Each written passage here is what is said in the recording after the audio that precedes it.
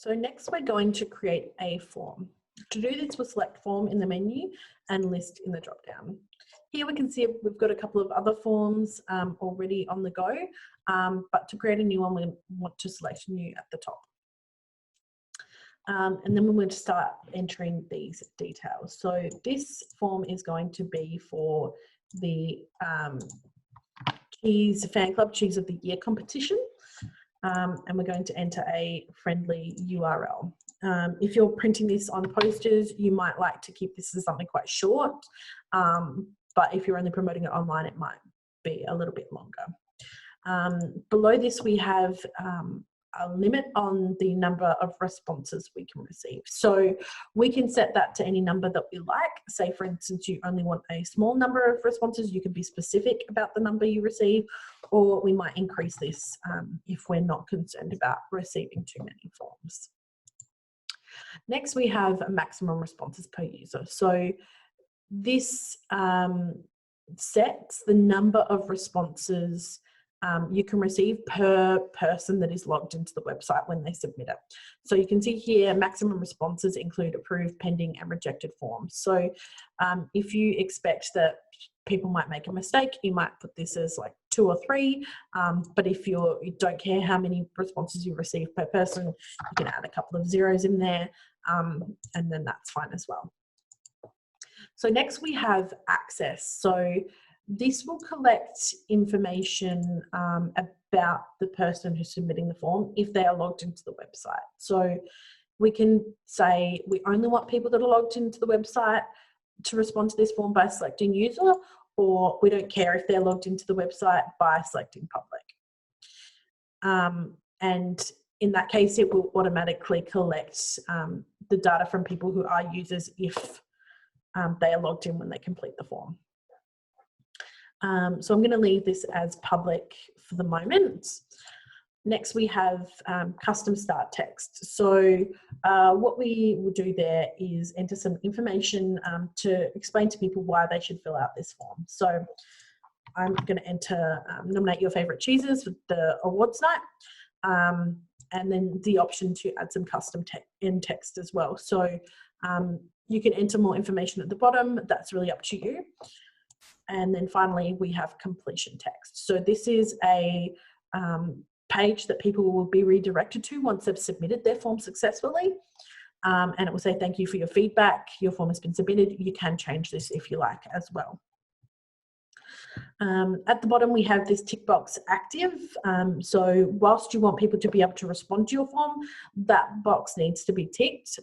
If, say, for instance, the Cheese of the Year competition has closed, we might untick that so that people can't keep entering responses.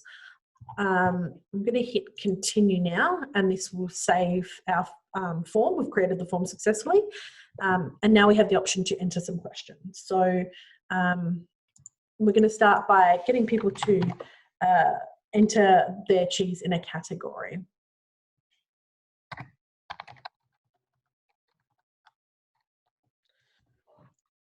Below that, we have the option of if this question is required or not.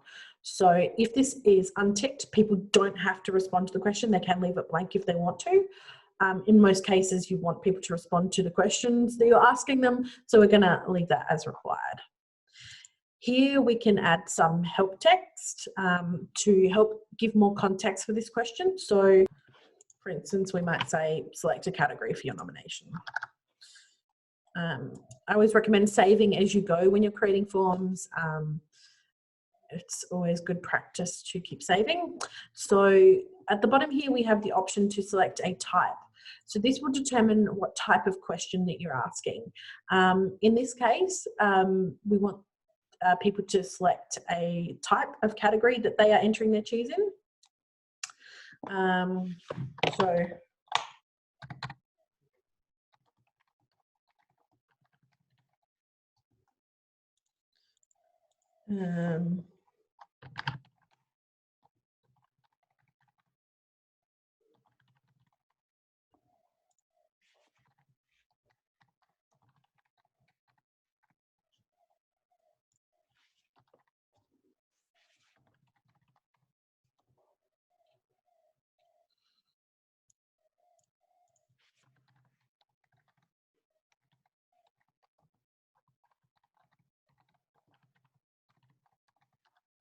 Okay, so those are going to be our categories. You can continue adding options if you like. And then we're going to hit save again to save that question.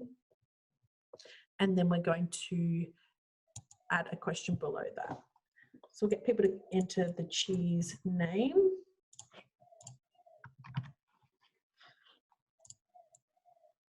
And we'll give some help text again for that one.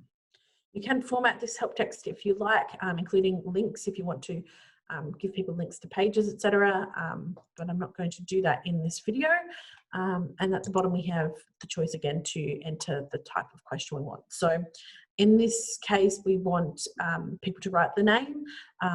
We don't want that to be paragraph. We only want it to be one line. So we're going to leave that as text box.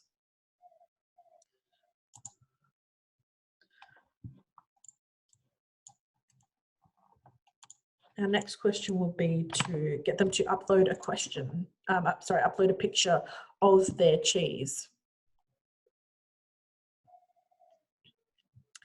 So in that case, we want to select file upload, which will ask people to provide an attachment.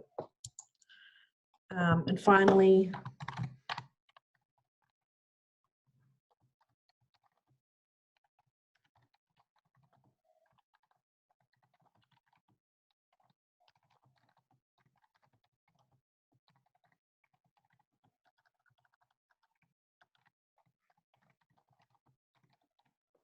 we want to give people, get people to give us some information about the cheese they've nominated. So we're going to select paragraph in this context.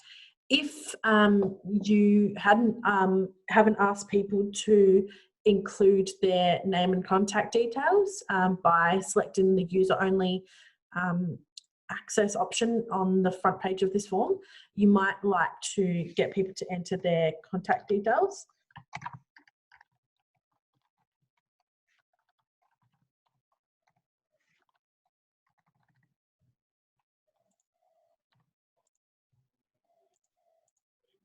And we can select email. And this will give you the option of using this contact detail for completion and communication emails. And that's really handy if this form is open to public.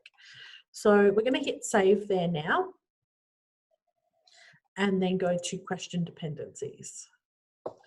So this will give you the option of having specific questions only be answered if the person who's submitting this form has completed certain information. So for instance, if we only wanted pictures of the cheese of the year category, well, we could do that. I'm going to leave that as it is so that I can show you what that looks like on the front end. You're going to hit save there and then go to completion email. So this is an email that will be sent to people when they complete this form successfully. So if you tick this, it will open up an email field for you to complete. In this instance, you might want to send people an email thanking them for their nomination for the competition, and then telling them maybe when the awards night is or so on. So that's up to you whether you use that. And next we have notification email,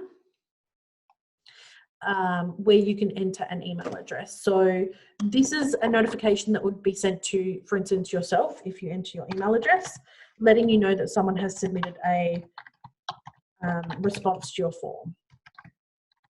If you're expecting a lot of responses, this might not be a good idea to tick, as you will get a lot of emails.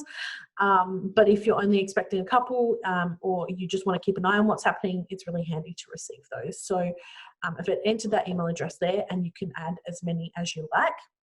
And we're going to hit communication. So communication is an email that will be sent to people at the specific time that you create this communication. So unlike the completion email, which everyone will get when they submit their form, this is only sent at a specific time. And then responses. So this is blank right now because we haven't received any responses to our form. Once we receive responses, we're going to have this information here fill up, and then you can export that file and see that information. And then finally at the end, we have report, which will generate some information about the responses you receive. When you're using your form, you can determine whether this is useful to you or not.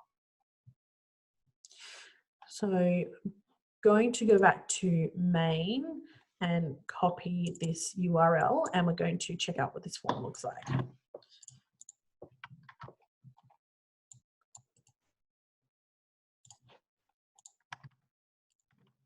Delete that in there. Hit save again. And we're going to open up this form in a new tab.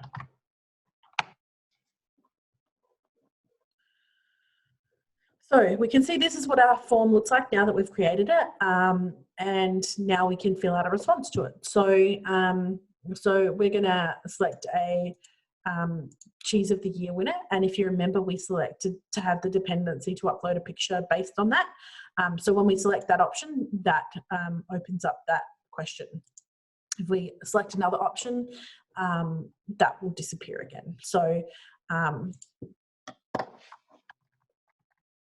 we'll enter our response to the hard cheese of the year, Mersey Valley Classic, and enter some generic information.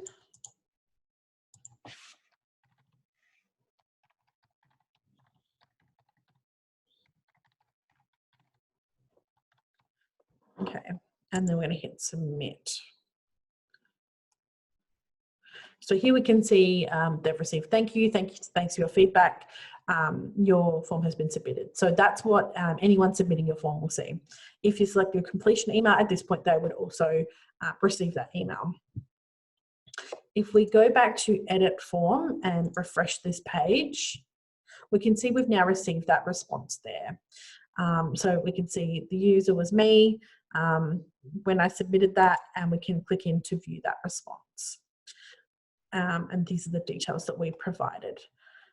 If we go to report, we can see now that's when the person first responded.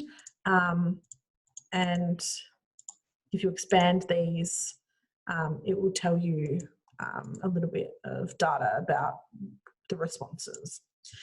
And finally, if you go back to responses, you can then export your response data into an Excel spreadsheet. This will take you to a job details page, which will download the file.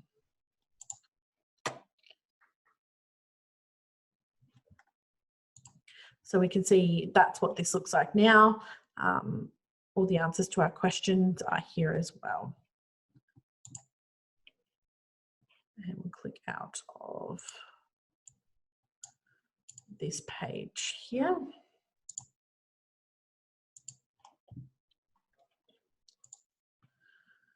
So that's how we create forms. It's quite a useful function. People might use this to do a variety of things, such as managing a competition or running a suggestion box online or collecting emergency contact details. A lot of people use this to collect information about names for jumpers and things like that for merchandise as well. So yeah, there's a lot you can do with this, and it's quite useful once you figure out how to use it.